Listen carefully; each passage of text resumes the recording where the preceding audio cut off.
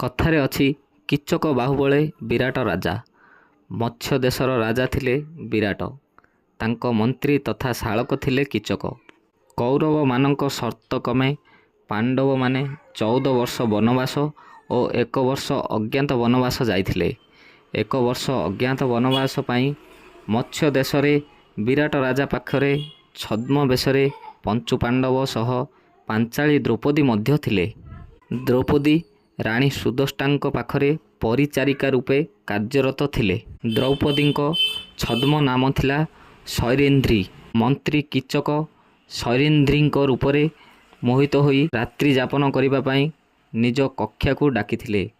ଶୈରେନ୍ଦ୍ରୀ ସେଥିରେ ରାଜି ନ ହୋଇ ଭୀମଙ୍କ ସାହାଯ୍ୟ ନେଇଥିଲେ। ଏକ ନିଃଶବ୍ଦ ରାତ୍ରିରେ ଭୀମ ଶୈରେନ୍ଦ୍ରୀ ରୂପେ କିଚକର କକ୍ଷକୁ ଯାଇ କିଚକର ବଧ କରିଥିଲେ। ତେଣୁ କିଚକ ବଧ ମହାଭାରତର ଏକ ଅଂଶ। ବର୍ତ୍ତମାନ ସେହି କିଚକର ସାଜସଜ୍ଜା ଚାଲିଛି। ଭିଡ଼ିଓଟି ସମ୍ପୂର୍ଣ୍ଣ ଦେଖିଥିବାରୁ ଧନ୍ୟବାଦ। ଜୟ ଜଗନ୍ନାଥ। ନମସ୍କାର।